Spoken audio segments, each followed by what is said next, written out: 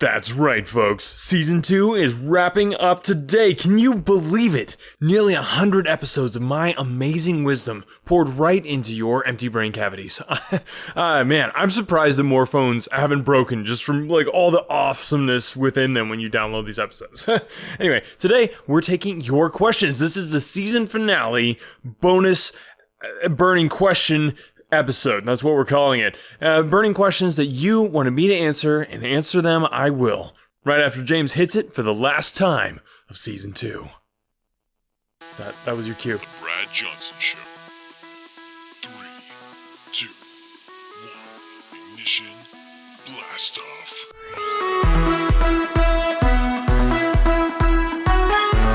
Welcome to the Brad Johnson Show. I'm Brad Johnson, and I'm turning losers like you into winners like me. The Brad Johnson Show with your host, Brad Johnson. Get ready to start winning. And now your host, Brad Johnson. Ladies and gentlemen, I am your host, Brad Johnson. Here as always with me, assistant to the host, James Kirkland. Welcome once again to the, Welcome once again to the season finale of season 2 of the second season of the Brad Johnson Show. James, can you believe it? We are here. I can believe it, but most people probably can't. Yeah, that was it's just absolutely incredible. So we're at the season finale, and wait, finally? I think it's finale. Actually, it's French. Somebody spelled that wrong. Okay. So, I'm just so excited. Couldn't be more excited to answer these questions because, we got a ton of them from all kinds of listeners, and we're going to be shouting out some listeners, and we're going to be talking about these answers to these questions. And I didn't see a better way to end season 2 than by me answering the questions of our loyal listeners. Of course, I think it's the best way to commemorate how far the show has come, and maybe not so much how it's improved, because that's kind of impossible. But it's a great way to recall everything that we've seen and heard so far. Yeah, exactly. It is going to be absolutely incredible. We're gonna just blow the lid off this thing. I don't even know why it has a lid. Probably to preserve freshness. But I am going to help you salvage the wreckage that is your life through my tried and true answers that are guaranteed to change your life, maybe even for the better. But before we get to this bonanza of burning questions, it's time for a word from our sponsor. All right, James, we're just going to jump right into it. I don't see a reason to wait any longer. The people have been patient. They've been putting in their questions this entire last week. We made a huge push on social media and just had questions pouring in from all over the globe. And it has just been incredible, and so excited to bring the answers of my awesomeness to these needy people. Yeah, and I mean, we always have questions pouring in all over the place, but this week we especially were flooded with them, which is amazing, because we really wanted to make this last episode special, just like all the other ones. Yeah, exactly. Yeah, so totally right. Yeah, they're all of them are special, and this one just as much, but even more so as the same as the other ones. All right, so let's just jump right into these. I don't know how many we have, but we're going to do whatever it takes to get through all these questions in this episode because, hey, it's the end of the season, and we just want to give you something special. So let's go ahead and hit me with that first question. All right, our first one. This comes from Andrew Lassise, our man at Self-Made Sober, who says, how can you find the best Instagram hashtags and green screen backgrounds? Good old Andrew. It's actually Lassice. So anyway, at Self-Made Sober, go ahead and check him out. He was one of our past guests, great guy. Totally one of those entrepreneurial winners, just like me. So this question is coming from a guy who knows his stuff, but realizes that he doesn't know his stuff as well as I know my stuff. And believe me, if there's any stuff worth knowing, it's the stuff that I know, and I do know it. So okay. Well, what was the question again? Instagram hashtags and where can we find good green screen backgrounds?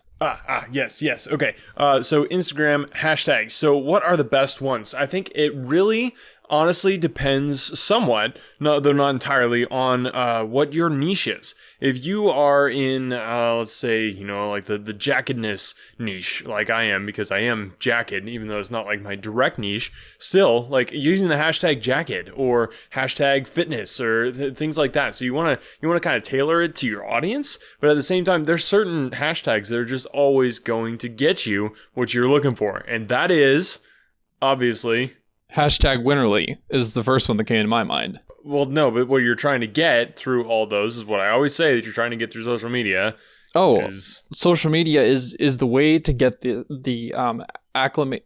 accolades that you most desire. Exactly. So that's what we're looking for. So we're going to go with hashtag Winterly. James, very nice. I like how you pulled that one out. Obvious one. I would basically tag hashtag Brad Johnson Show as well, because there's so many people searching for that. That's just a little insider tip there. If you just want to tag hashtag Brad Johnson Show, I mean, your likes will blow up immediately from just that. Another universal one is going to be hashtag blessed. And that is actually one that I think Andrew and I discussed on that episode. Hashtag blessed is definitely a major one that you want to hit. That's a great one. And I was also just thinking hustle and grind. Those two have to go together. Those are a great power combo of hashtags. Yes. Okay. And hashtag sunshine. That one, people want to see some sunshine in their pictures. So it doesn't matter if it's cloudy or what's going on. Like just the sunshine of the picture being there. That's all that matters. And as far as green screen backgrounds, I want to give you a little hack here.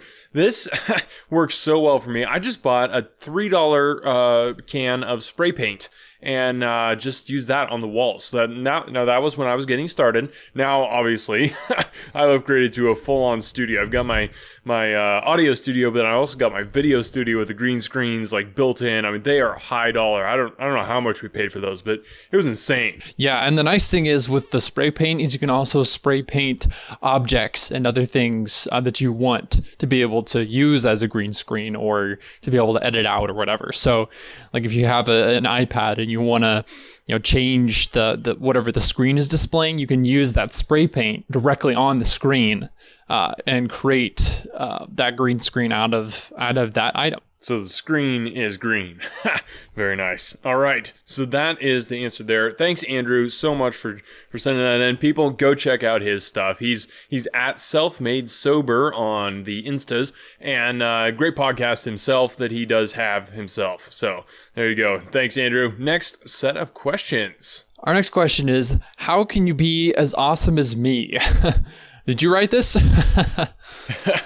You'd almost think so, but it's kind of like looking in the mirror. This is actually from Chris, who doesn't have a last name. He's the Social Engineer podcast. These are not all his questions. He just forwarded some of these in. We had a couple past guests do that. Actually, they went ahead and just sent in a bunch of questions that they had gotten for me, so it was kind of them forwarding on some questions. So how can you be as awesome as me? I think he was just gonna making a joke with that one, because obviously we know we know who the awesome one is here. Yeah, that's really a pretty self-explanatory question.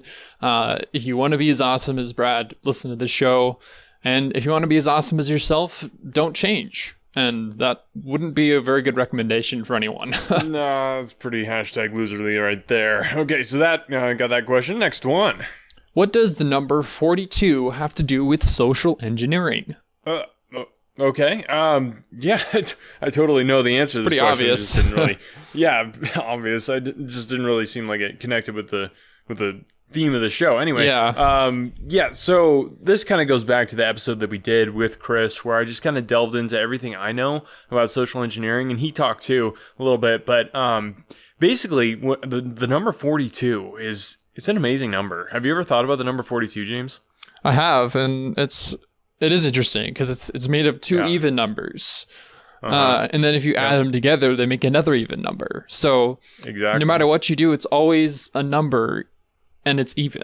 So that's pretty amazing. And if you minus the one from the other, you also get the other number. Exactly. Yeah. So it's like a mirror.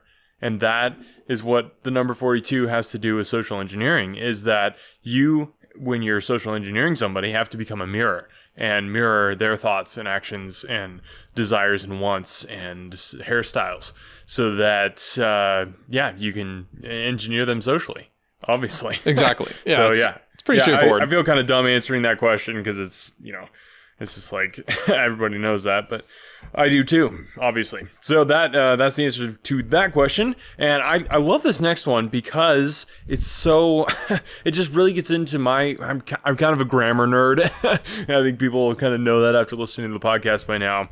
Totally into the etymology of words and stuff like that. So hit me with this next one. Yeah, this is a great etymology question. So it says, why does fishing, shing, and vishing all end in ing, but impersonation does not? And to that, my answer is it should. Okay, the English language is so messed up. I mean, the fact that like every time I type loserly into the computer, it always puts the little red squiggly line under it. I'm like, computer, exactly. I'm a human, you're a computer. Like, who knows better than I do as far as what a word is? So impersonation, I think, is actually the wrong way to say it. I would say impersonating. Or no, impersonationing. Impersonationing. That's the word you're looking for right there. Are you sure it's not impersoning? No, it's just impersonationing. Yeah. Okay. I know this stuff, so okay. There you go. There's the answer to that question. So fishing, common misconception, smishing and vishing and impersonationing are all very dangerous things that you got to watch out for as a rich business owner like me. So, next question. So this is another question from Chris, who doesn't have a last name, who says, "Why is Clutch the best rock band on the planet Earth?" Well, I think that would definitely be a matter of opinion. I've heard some of their music, and funnily enough, it's actually been when I've been listening to Chris's podcast, the Social Engineer podcast, and because he kind of talks a little slow, I usually speed it up. Plus, I'm a busy guy. I don't have time to listen to a whole podcast, so I speed it up. So the only time I've ever heard Clutch is when they've been at least on 2.5 speed, and sometimes at 3 speed. And let me tell you, that guitar work is pretty incredible at that kind of speed. Yeah, the experience I've had with Clutch was with a 6 speed. So I'm not sure what the difference is there, but that's just from my experience. No, James, that's different Clutch. That's not okay. Oh. Anyway, matter of opinion. But yeah, Chris, if you're that big into Clutch, I recommend listening to them at 2.5 speed. I think you'd be even more impressed than you already are as far as that. But I think we all would agree, though, that as far as best rock band on planet Earth goes, it would probably have to be my old band that I had when I was, back in my band days, when I was playing the sitar and in my band. And yeah, I need to get that started back up again. Good memories. Yeah, take back that title of best rock band. All right, so thanks again for Chris, who doesn't have a last name. And remember, that's the Social Engineer podcast. I interviewed him. That was episode, what was that? 221. 221, yeah. So that was an awesome interview. Probably one of my favorites. Go back, if you haven't listened to that, go back and listen to it. It's absolutely amazing. I totally knocked it out of the park. Chris was... he was on the podcast too, so go ahead and check out his podcast, the Social Engineer podcast. Good stuff. Not as good as this stuff, obviously, but you do what you can. All right, next question. This comes from Mr. Richard Fader from Fort Lee, New Jersey, who says, "What can I do when the cup of awesome that is me gets full? You obviously have solved this problem, as the universe and your capacity for awesomeness are the only two things that seem infinite." Wow. Now, this is a guy that really gets That's me, a deep question. Yeah, man. Richard. Lord Fader. We'll call him that. Yeah, this is a fantastic question. When the cup of awesomeness within you gets full, the waters of the cup are what are filling you. I think that's what we really need to realize at first here. And then, once you realize that, the waters that are there and filling you are things that could be outside of you, but they're not, because they're inside you. Okay? I love it. Yeah. the other thing I would say is when that cup of awesomeness gets full, just get a reusable straw. Of course, don't get a killer turtle straw, but get a reusable straw and just drink out that awesomeness. And then you can always spray it in other people's faces too. That's a great way to keep it from spilling over and giving it away for free. And you wouldn't believe how much they appreciate you for that and how much money they will pay you to have that awesomeness sprayed right in their face. All right, next question. This comes from Dominic Perignon from San Luis Obispo, France, who says, what made you decide to share your incredible you-ness with the rest of us? Dominic, man. I first of all, love the name Dominic. That's, man, it makes me think of dominoes, which makes me think of just like the effect that things have on things. And I think that really goes back to why I am who I am and what I do. Is there was a domino effect on my life of just awesomeness, and it just hasn't stopped, and I don't think it will. So it was just kind of that realization of like, wow, I have so much, and my life is perfect. And I know most people's lives are not. And therefore, whatever I can do to try and pull them up by their bootstraps, whether they like it or not, like even if they're not wearing boots, like just pull them up by whatever kind of footwear they have or don't have. Like there's some barefoot people that I've pulled up by their toenails. I don't even know. It just happens. Yeah. So, yeah, that's kind of where I come from with that. Yeah, it totally makes sense. And really, that decision was just out of pity, I think. A lot of it was out of pity for the rest of the world, and just recognizing that if you didn't speak up and share, people wouldn't even know how loserly they were. Mm-hmm. Yep. So true. So true. All right. Next question. Thanks again, Dominic, for sending that in. This is from Jonas Proffer from Van by the River, Oklahoma, who says, other than your advice or presence, what would be the perfect gift you would recommend? My advice or presents are definitely, those are the, those are the top two right there. Yeah, Jonas. So first of all, though, I would say I hope that he has some brothers, because they would be the Jonas, the brothers of Jonas. Anyway, man, I think this really depends on your niche. So, like, let's say that you're in the golf niche. Like, one of the best gifts that you can give somebody is, like, get them into the Pro Series or something like that. I mean, if you're on the level that I am, it's not going to be hard to do something like that. So, yeah, that would be life-changing, wouldn't it? Oh, definitely. That would revolutionize everything about themselves. Yeah. So, it's probably pretty specific, but I'd say just go big or go home. Like, I'm talking definitely. Like huge. So like I said, in the golf niche, just have them, get them into the Pro Series, whatever it takes, if they're an entrepreneur, get them a sit down lunch with Warren Buffett. I mean, something easy like that, or a gas card, whatever you got. So, all right, next question. And we have those three questions. Those last three were forwarded onto us. So they were from all those people, but then they were forwarded onto us by Todd Olson, who's awesome, great listener. So thank you, Todd, for sending those in. Great. So the first one comes from Sheila M., who says, Dear Brad Johnson Show, I'm assuming you've covered this topic, but somehow I missed it. What is the best way to get blood stains out of a 2001 Pontiac Grand Prix 4-speed automatic? Thanks in advance. Huh. I think she might be confusing this show with another one.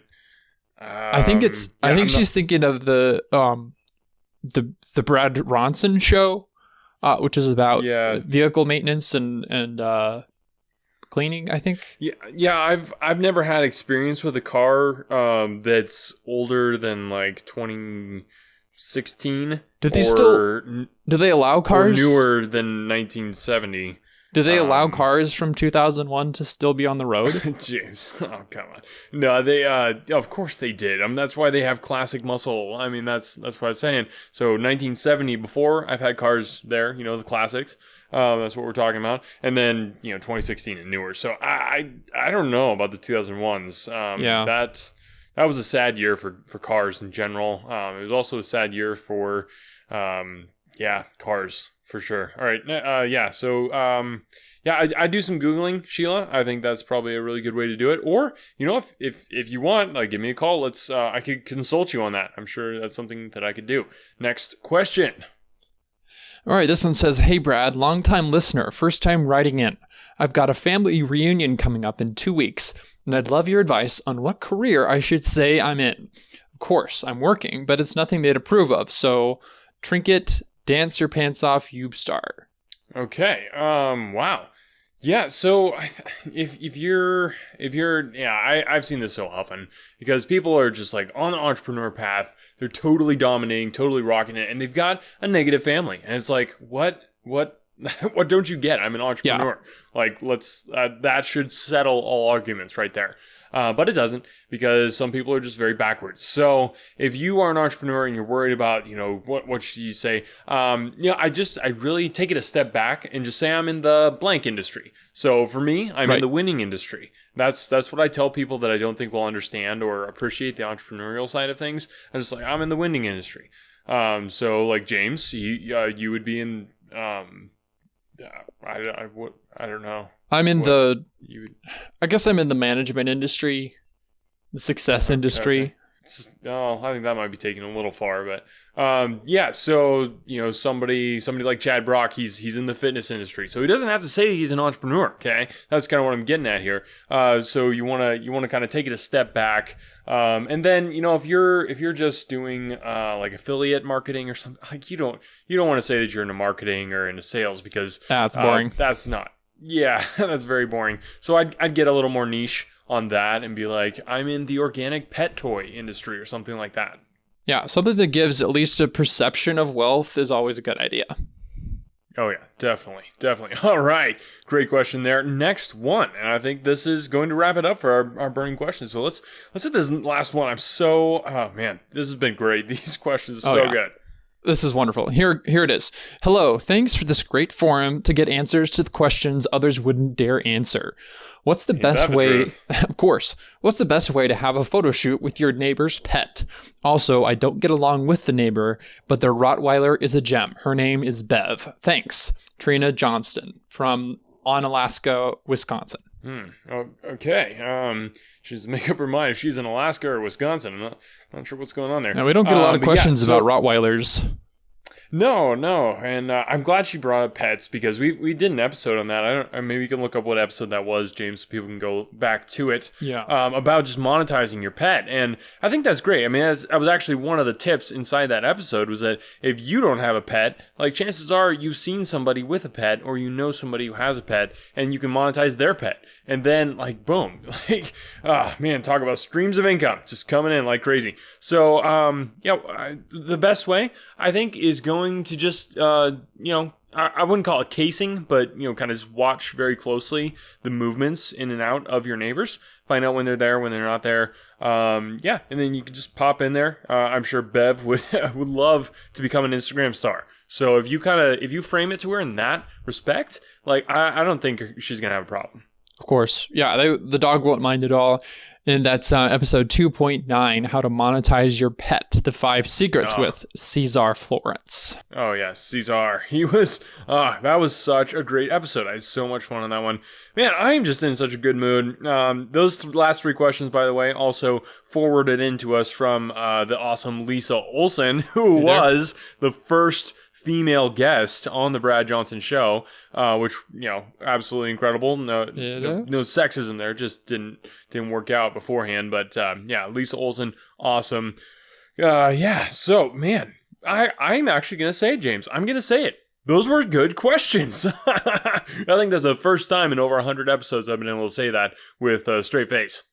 Well, speaking of great questions, we actually just had an even better one come in from Alan Stein Jr. A live question. Yes. Wow. That is amazing. And from Alan Stein, no less. Alan Stein Jr. Yeah, he was one of the OG interviews. Love that. Doesn't get much better than this. So here's what he has to say. How do you feel about the terms thought leaders and influencers? Overplayed, pompous, or right on the money? Oh, man. That is a great question right there. My man, Alan Stein Jr. Haven't heard from him in a while. This is awesome. I think it's just perfect for us to end on this. So the term thought leader, that is what I call, like, my term for it is a loaded term. And Yes. that's the term that I use for those type of terms. There's so much packed into it. It's like it's loaded, like a baked potato or a gun. And so, yeah, the term thought leader, there's so much in that right there. So you're leading thoughts, but your thoughts are also the ones that are leading other thoughts. So there's like multiple layers of it. So yeah, I think thought leader's right on the money. Totally love it. And I am it. I think that's the biggest thing, the biggest takeaway right there. Yeah, definitely. I don't think those are overused or pompous or anything. If it's true, it's true. And there's no reason to be ashamed of the fact that you have a huge amount of influence over other people. Yeah, because it was thought leader, and what was the other one? Thought leader and influencer. Influencer, yeah. That one I do think maybe gets a tad bit overused, but just by people who aren't what they say they are. So somebody like me, Exactly. who is an influencer, and like you, Alan, you know it, man. You're an influencer. I see those Facebook posts just blowing up like a volcano. Yeah. So I think influencer, like you influence and you lead the thoughts, and you influence the thoughts that you lead. And if you're doing that, then I don't think it's overused. But for those people that aren't actually doing that when they say that they are, that's when it's overused. And those people, yeah, they need to, yeah, it's just, wow. Yeah, that's really powerful stuff. And like you said, it's only false if you make it false. So just be an actual influencer and you'll be right on the money. All right, so that was amazing. Like I said, actual good questions. It took us over 100 episodes, but you guys started to get like a feel for my expectation of quality. And man, these people came through. I love it. I love it. We couldn't get Sky on for a final wellness well. However, we're gonna try and figure something out. Maybe a little sample episode in between season 2 and season 3, where we just kind of do a quick wellness well with Sky. But the burning questions, we burned them down. We burned through them and burned them up and everything. It was, yeah, and I hit them out of the park with my answers too. So I mean, there was basically like burning baseballs flying out of the park. Yeah. Beautiful sight to see. Better than fireworks. I'm just gonna put that out there. Better Well put. than fireworks. Well Yeah. put. Oh, man. Awesome. Thanks, guys, so much for listening to the podcast and sharing the podcast. It has been amazing. First 2 seasons.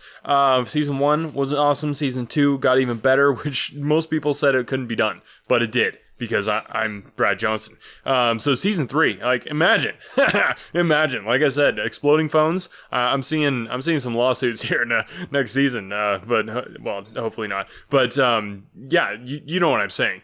That it's going to be awesome. It's pretty clear. Yeah, no, people know what to expect at this point, and yet they don't. You know, we're constantly throwing amazing content that's just out of the blue, and yet you've come to expect just the highest of quality and the best of advice and everything from the show. And we're not slowing down. So thanks, guys, so much for listening to the Brad Johnson Show. Remember, the best thing that you can do for the podcast, besides applying every single thing that you hear that I say and doing it all the time, is telling other people about the podcast, because that is the way we grow, is word of mouth. So if you enjoy the podcast, you know, we're all over on social medias. All you got to do is click that share button. All you got to do is just say, hey, listen to this podcast, or just steal their phone and subscribe them to it. Like, whatever it takes, because you know that this is awesome. I know that it's awesome. They don't know yet, though. Even though, like, just looking at the podcast cover art or my profile picture, they would know. So get some people to listen. That's how we're gonna really, you know, just grow this podcast family, of which I am the patriarch of winningness. Yeah, love it. Share it. And yeah, support the podcast. Go to anchor.com/Brad Johnson Show and support the James, podcast. James, the URL, you have it right in front of you. It's anchor.fm/Brad-Johnson-show. Gotta get the dashes in there, man. Is there a dash at the end? It's got No, there's no in the middle between the words. Okay. Yeah, Got it. Brad-Johnson-Show. Yeah, don't want to. Yeah, believe me, you don't want to miss. Don't want to miss the dashes. Not pretty. All right, thanks guys so much for listening. I've said that before, but I'm gonna say it again because I'm just so happy. Yeah, we're taking a little break, but don't worry, that doesn't mean we're gonna abandon you. There's still gonna be episodes here posting, so stay tuned. And season 3 is gonna be picking up before you even know it is happening. Yep. The new season will be out before you know it. The new content will be here, but it'll just be the same old us. This just as new and fresh as if we were new, if that makes sense. Oh, it doesn't really. But anyway, okay. Yeah. End of season 2. Here we are. This is it. Just bask in this moment, bask in the glory of the winningness that is me. And yeah, we'll talk to you guys next time. Should we say ciao together? Thanks. No, that would be weird. All right, I'll just say Thanks for listening today, guys. Ciao. Thanks for listening to The Brad Johnson Show, where every episode we bring you tips, tricks, interviews, advice, and answers to fix the mess that is your life while helping you stop being a loser and start winning in business, health, and your personal life. Show us your face, tweet us your tweets, and Insta your grams at Brad Johnson Show. The Brad Johnson Show. Winners only.